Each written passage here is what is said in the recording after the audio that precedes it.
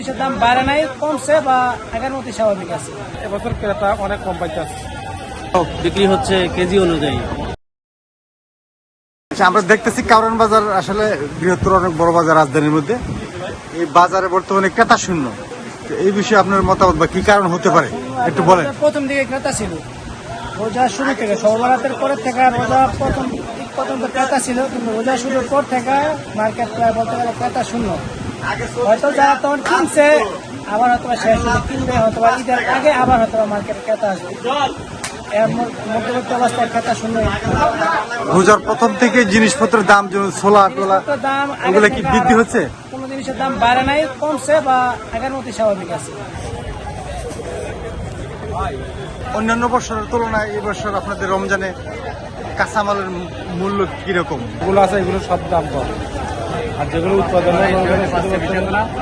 ভেন্ডি পটল এইগুলো ছাড়া আর সব মালের দাম কম। গাজর, খিরা, টমেটো, শসা 20-30 টাকা কেজি, শসা 40 টাকা কেজি, 40 টাকা। ও দাম কম হিসেবে ওই হিসেবে ক্রেতা কিরকম? তুলনামূলকভাবে সব মালের দাম এবছর কম আছে।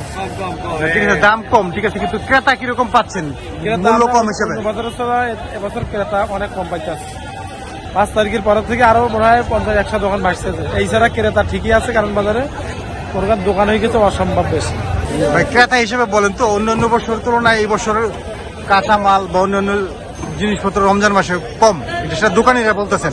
শাকসবজির দাম গতবারের চেয়ে তুলনামূলক কম, এবং অন্যান্য কিছু আছে। ফলের দাম একটু বেশি মনে হচ্ছে, বিশেষ করে যে তরমুজ। বাজারে তরমুজে 6 লাখ, কিন্তু দাম কিন্তু কমে নাই এখনো।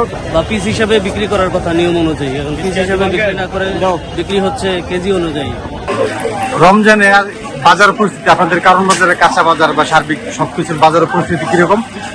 আসলে বাজার স্বাভাবিক আছে সপ্তাহ থেকে, মানে প্রথম থেকে এখন পর্যন্ত কাঁচামালের দাম কম আছে। কিন্তু আমরা দেখতেছি কারণ বাজারে ক্রেতা শূন্য, কিন্তু জিনিসপত্রের দাম কম থাকলে তো আসলে ক্রেতা বৃদ্ধি হওয়ার কথা। প্রথমে সবগুলো সবাই কিনে নিয়ে যেতে